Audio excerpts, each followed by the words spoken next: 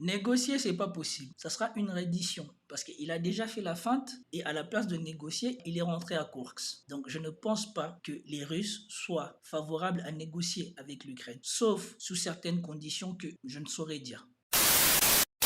Bonjour mesdames et messieurs, bienvenue sur notre chaîne. Alors pour cette vidéo, on va s'intéresser au plan de Zelensky parce que les Occidentaux eux-mêmes se moquent et doutent de la réalisation de ce plan. Commentez, likez, partagez pour me soutenir et pour soutenir la chaîne. Sans plus tarder, nous passons à la vidéo. Alors, nous allons commencer par une séquence de 2 minutes qui va nous expliquer c'est quoi le plan de Zelensky. Et ensuite, nous allons écouter qu'est-ce qu'on dit de ce plan sur le plateau de France 24. C'est parti. Le discours était très attendu par les Ukrainiens. Devant les députés, Volodymyr Zelensky déclame son plan de la victoire destiné à mettre fin à la guerre contre la Russie. Et pour lui, l'issue du conflit ne se fera pas au détriment de l'intégrité territoriale de l'Ukraine. La Russie doit perdre la guerre contre l'Ukraine. Le front ne peut être gelé. Il ne peut y avoir d'échange concernant le territoire de l'Ukraine ou sa souveraineté. Le plan se décline en 5 points. Il repose d'abord sur une invitation à l'Ukraine à rejoindre l'OTAN. Ensuite, Zelensky veut la poursuite des opérations militaires et la levée des restrictions aux frappes sur le territoire russe. L'Ukraine propose aussi de déployer sur son sol un dispositif de dissuasion non nucléaire. Bon, je ne sais pas si il a décidé de faire ce plan pour son pays ou pour les Occidentaux. Le 4e point porte sur le développement économique de l'Ukraine et le renforcement des sanctions contre la Russie. Enfin, le dernier concerne la garantie de la sécurité du pays après la guerre. Les renforcements des sanctions contre la Russie. Les Européens eux-mêmes sont déjà en train de se plaindre des sanctions contre la Russie. L'Allemagne en est carrément à une récession économique à cause des sanctions contre la Russie.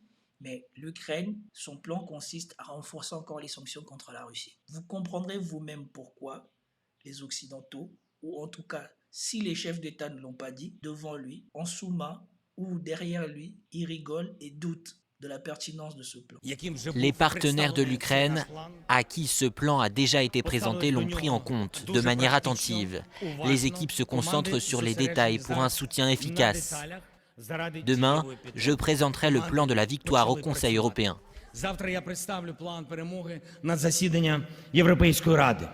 Un plan pour la victoire balayé par le Kremlin qui appelle l'Ukraine à reprendre ses esprits. Et franchement, il faut écouter ce que Peskov dit ici. Quand on dit qu'il appelle l'Ukraine à reprendre ses esprits, il faut écouter. Franchement, c'est drôle. On parle d'un plan de paix éphémère depuis de nombreuses semaines. Il s'agit vraisemblablement du même plan des Américains qui vise à nous combattre et que Zelensky fait maintenant passer pour un plan de paix. Apparemment, c'est ça. Il n'y a pas d'autre plan. En attendant, les combats continuent. Moscou affirme avoir pris 2 nouveaux villages dans l'est de l'Ukraine. De son côté, Kiev dit avoir abattu 51 drones russes durant la nuit de mardi à mercredi. Ok, maintenant qu'on nous a présenté c'était quoi ce plan, maintenant écoutez l'analyse qu'en ont fait ces journalistes sur le plateau de France 24. Comment contraindre la Russie à déposer les armes en Ukraine et pour quelle paix, sur quelles frontières et à quelles conditions? Autant de questions auxquelles Volodymyr Zelensky n'a pas franchement répondu ce mercredi. Mais au moins a-t-il fini par dévoiler son fameux plan de la victoire, du moins en partie, puisqu'aux 5 points présentés aujourd'hui s'ajoutent 3 autres tenus secrets et réservés, on l'imagine, aux seuls dirigeants mis dans la confidence. Alors dans le détail, ce que l'on sait, c'est que figure une invitation inconditionnelle pour l'OTAN à rejoindre, pour l'Ukraine à rejoindre l'OTAN. En tout cas, c'est ce que... Il a dit invitation inconditionnelle. Donc ça veut dire que l'OTAN doit nécessairement faire adhérer l'Ukraine à l'OTAN pour que son plan de paix marche. Ou pour que son plan de la victoire, pas son plan de paix. Parce que je vous ai déjà fait une vidéo où je vous ai dit qu'il ne peut plus parler de paix. Son plan de victoire marche. Et surtout, le plus important, il faut écouter les critiques qui ont été faites par les Ukrainiens à ce plan. Ce qui va arriver quelques minutes plus tard dans la vidéo. Souhaiterait Kiev, la poursuite aussi des opérations militaires et la levée des restrictions à frapper le territoire russe. La poursuite des opérations militaires sur le sol russe. Sur le sol russe. Il faut bien lire. Ce que demande depuis longtemps Volodymyr Zelensky lui-même, le déploiement sur le sol ukrainien d'un dispositif de dissuasion stratégique non nucléaire. Alors là, on se gratte la tête. Et puis l'intégration économique avec la mise en valeur avec les alliés occidentaux des ressources minérales de l'Ukraine, étant entendu que l'intérêt bien compris de chaque partie, c'est de trouver aussi un intérêt financier. Et puis enfin, une politique de défense commune avec des garanties de sécurité pour l'Ukraine vis-à-vis du voisin russe. Ça, c'est l'OTAN. Le garantie de sécurité de l'Ukraine, ce n'est pas à la Russie de garantir qu'il ne va plus attaquer l'Ukraine. Eux, ils vont garantir à l'Ukraine sa sécurité. Je vous jure, écoutons ce qu'eux-mêmes ils vont en dire. Notamment qui devrait pouvoir la fournir. En le présentant à ses députés ce mercredi, Volodymyr Zelensky affichait son optimisme. Écoutez. Pas Volodymyr Zelensky, me dit-on. On a en tout cas Gulliver Krag en direct de Kiev qui, lui, va pouvoir nous donner le sentiment sur place. Quelles sont les réactions, puisque c'est à Kiev que Volodymyr Zelensky a dévoilé son plan.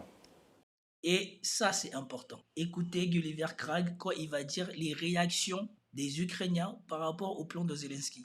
Je crois qu'eux-mêmes commencent à se rendre compte que cet homme est une supercherie, que cet homme ne sait pas ce qu'il fait, ou que cet homme vient là leur soumettre les idées des Américains. Oui, c'était dans le Parlement. Dans la salle, il y a eu des applaudissements. Personne n'a désapprouvé. Mais tout de suite après, il y a eu tout de même beaucoup de critiques. Ils ont dit, bien sûr, tout ce dont ils parlent là, ce sont des choses absolument souhaitables pour l'Ukraine. Mais où est le concret?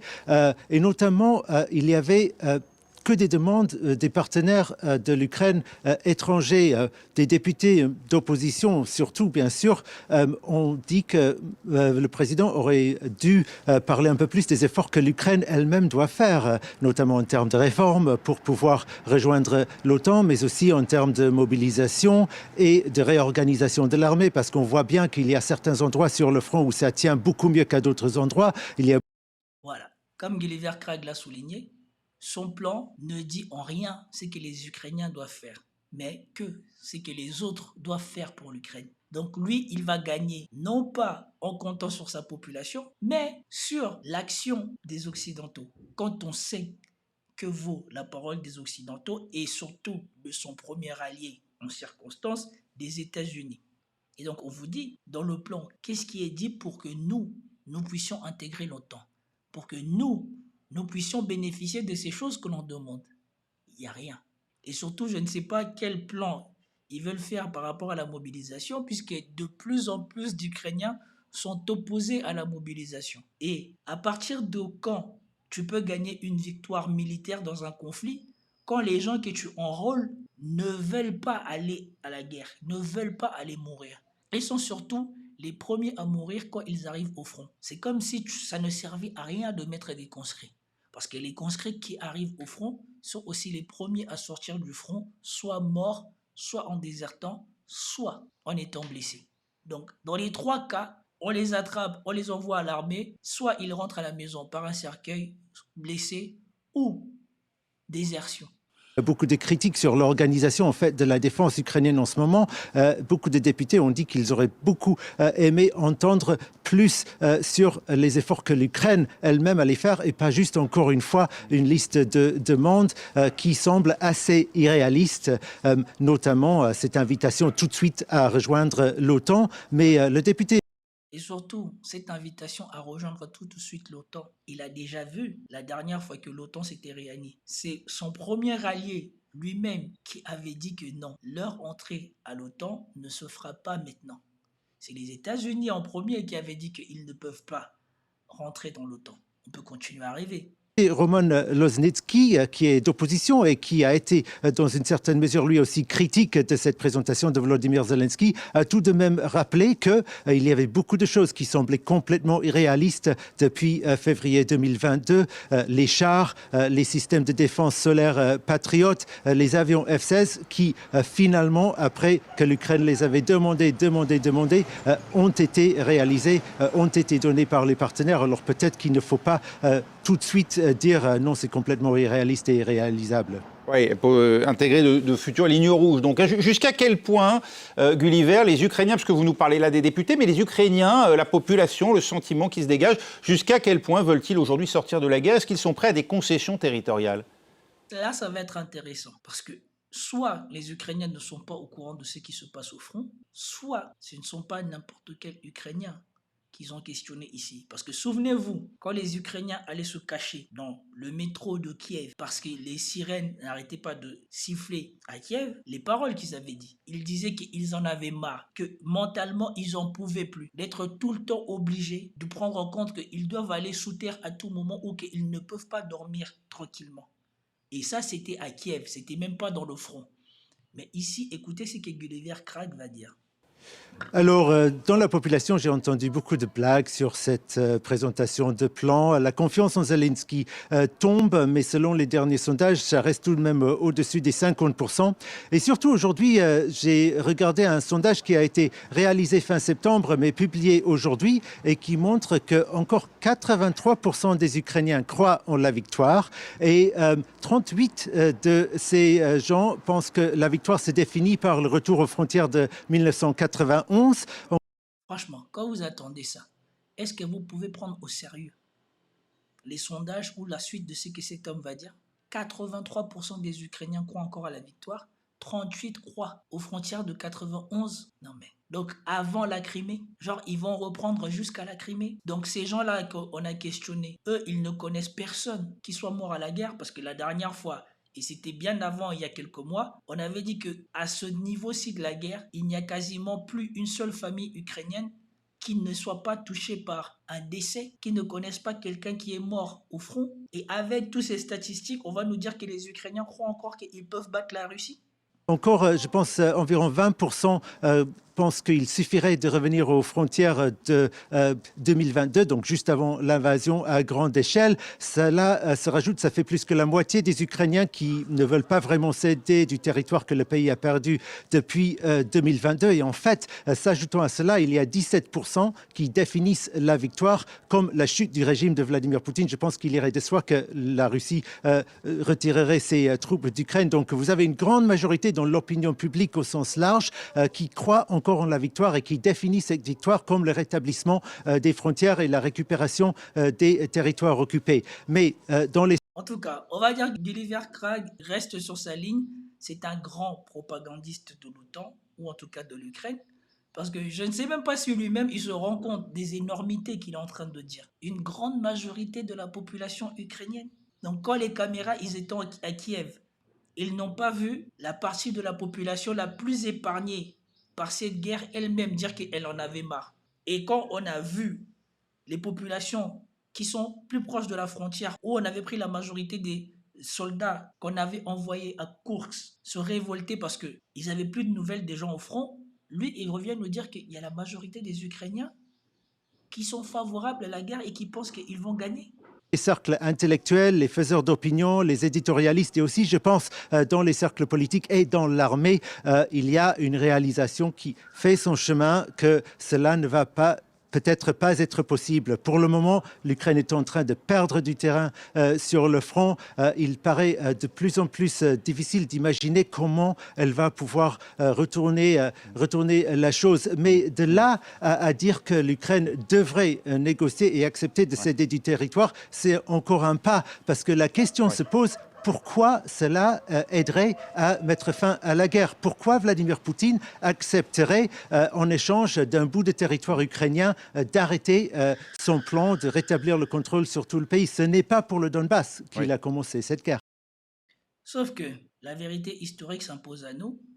En avril 2022, Vladimir Poutine, la Russie, les négociateurs ukrainiens étaient tombés sur un accord pour arrêter ce conflit. Ça a se demander si ce journaliste est au courant de choses que lui-même il a vécues en Ukraine ces 2 dernières années. Sans doute touché par le froid, c'est pour ça qu'il n'arrive plus à réfléchir.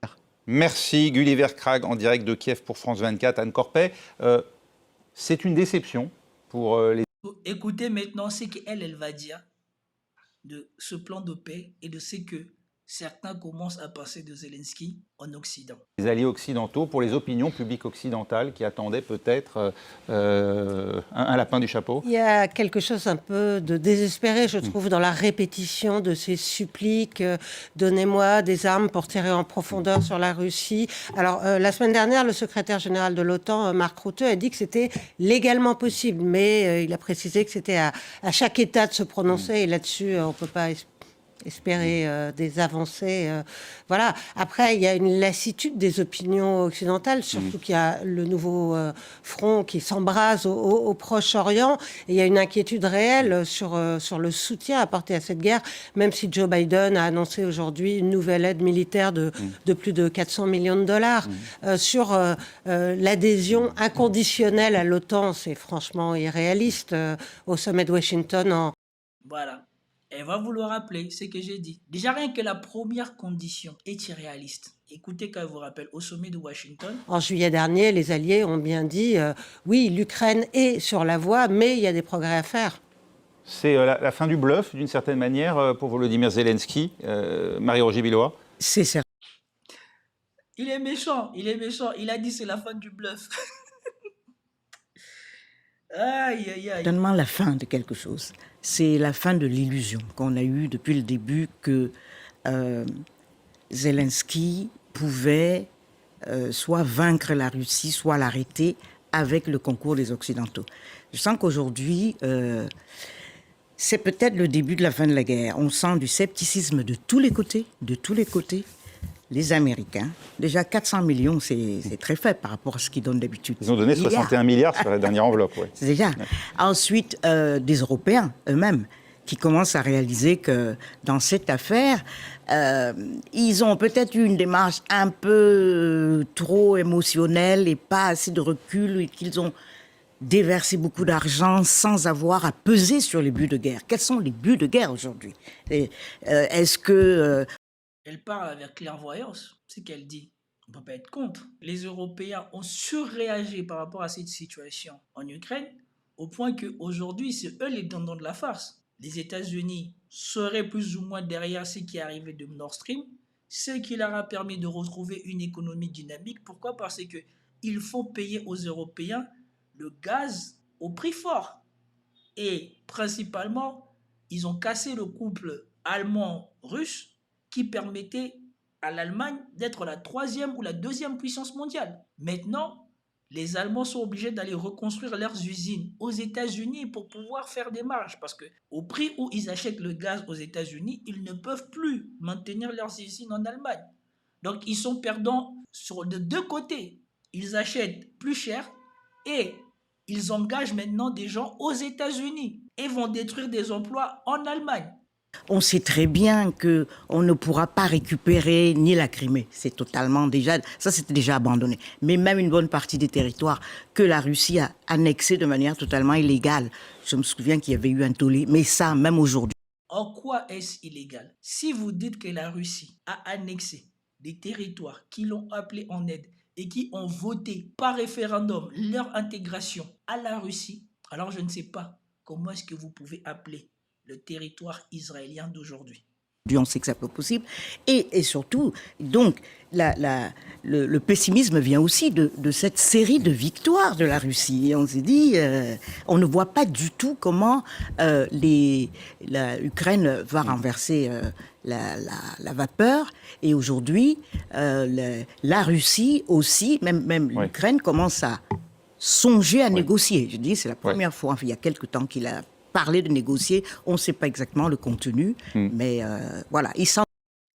Négocier, c'est pas possible. Ça sera une reddition parce qu'il a déjà fait la feinte et à la place de négocier, il est rentré à Koursk. Donc je ne pense pas que les Russes soient favorables à négocier avec l'Ukraine, sauf sous certaines conditions que je ne saurais dire. C'est quand même qu'il faut arrêter. Alors la Russie l'a balayé sans surprise d'un revers de main, Ziad Limam. Est-ce qu'on est là dans les prémices de ce qui pourrait être à terme une partition de l'Ukraine avec une partie qui serait effectivement membre de l'OTAN et sanctuarisée, mais qui aurait perdu une partie de son territoire, ou c'est allé trop vite aujourd'hui en besogne compte tenu de ce que vient de dire aujourd'hui Volodymyr Zelensky ? Franchement, je ne suis pas devin. Donc là, j'avoue qu'on est déjà très loin, l'adhésion possible, partition, etc. Moi, j'essaye d'être là tout de suite. D'abord, est-ce que Zelensky a une autre possibilité de parole ? Est-ce qu'il peut aller devant son Parlement et dire « bon, les carottes sont cuites, on est au bout du rouleau, les Russes qui devaient s'effondrer ne s'effondrent pas, ils ont la capacité permanente ». J'ai lu un article absolument terrifiant sur la stratégie militaire qui consiste à envoyer des troupes et ils peuvent mourir, c'est pas grave, on en a toujours de nouvelles, ce qui n'est pas le cas en Ukraine où la conscription de forces commence aussi à créer des tensions importantes. Donc, est-ce qu'il peut dire autrement que le plan pour la victoire totale, c'est ça, quitte à entamer, ce que vous avez un peu dit toutes les deux, quitte à entamer un mouvement plus discret vers, à partir de quel moment la négociation devient une réalité. La deuxième chose... Voilà, en tout cas, mais ici, il vient de dire quelque chose de concret. Après avoir sacrifié autant d'Ukrainiens pour des raisons qu'on ignore et que maintenant tout le monde sait qu'en avril, il aurait pu faire la paix, est-ce que Zelensky peut se permettre de venir devant le Parlement et de dire que voilà, les carottes sont cuites, on va négocier? Est-ce qu'il survivrait lui-même à ça, sachant que c'est lui qui a insisté en se laissant engrainer par Boris Johnson à maintenir son pays dans ce conflit? La chose, c'est que c'est illusoire de penser que la paix, ça se fera entre Kiev et Moscou. Si paix il y a, c'est Moscou, Kiev, OTAN, Europe, États-Unis. C'est un deal à la mesure de l'ampleur d'une certaine manière. Que le conflit a pris. Et cette question ukrainienne, c'est aussi la question de la Biélorussie. Bon, je pense qu'il est trop optimiste. Je pense que la Russie ne voit aucun intérêt de parler avec les Européens, puisque les Européens ne sont pas les principaux fournisseurs de l'Ukraine. Les Européens ne sont pas ceux qui ont perdu le plus d'argent là-dedans, en tout cas en termes de financement. Ils ont perdu beaucoup en termes de répercussions économiques, mais ils n'ont pas perdu beaucoup en termes de financement. Et donc je ne pense pas que si jamais il devait y avoir négociation de paix, la Russie serait favorable à voir les Européens sur la table. Probablement les Américains, parce que c'est eux qui sont comptables du fait que l'Ukraine poursuivra ou pas. Et peut-être la Chine, pour être témoin de la parole des Russes. Mais les Russes ne peuvent pas se fier aux Européens, surtout quand on sait que les couples franco-allemands qui étaient les parrains de l'accord de Minsk l'ont fait avec pour but de doubler la Russie. Je pense qu'il est illusoire ou naïf de croire que les Russes voudront encore voir les Européens sur la table, mais tout est possible. C'est aussi la question des républiques, ex-républiques soviétiques. Donc le deal qui serait trouvé en Ukraine ferait précédent pour tous les conflits territoriaux qui alimentent l'ex-empire russe, l'ex-empire soviétique, parce qu'il y en a d'autres qui veulent s'éloigner, qui veulent se libérer, etc.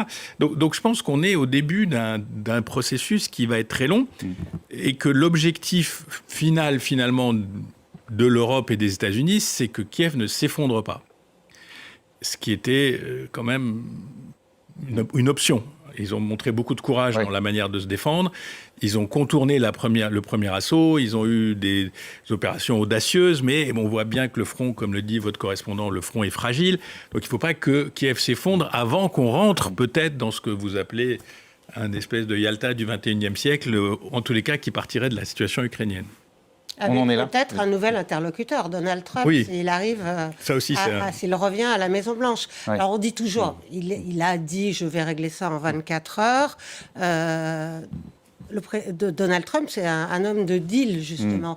Et aussi, il a une forme de grande arrogance. Mais peut-être de réalisme dans la situation présente. Mais si, face à lui, il a un Vladimir Poutine qui dit non, 20% du territoire ukrainien, ça ne me suffit pas, je veux plus...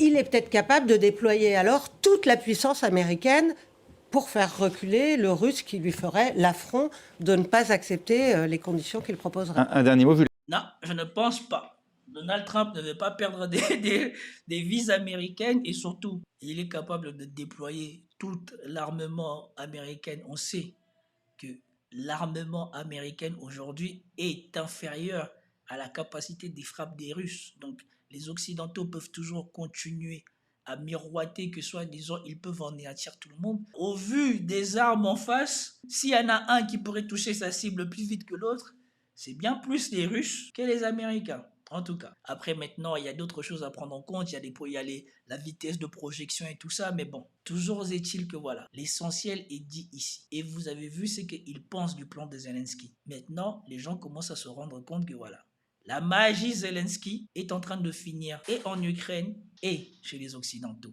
C'était tout pour cette vidéo. J'espère que vous avez apprécié. Si vous avez apprécié, commentez, likez, partagez. Et je vous dis à plus tard. Peace out.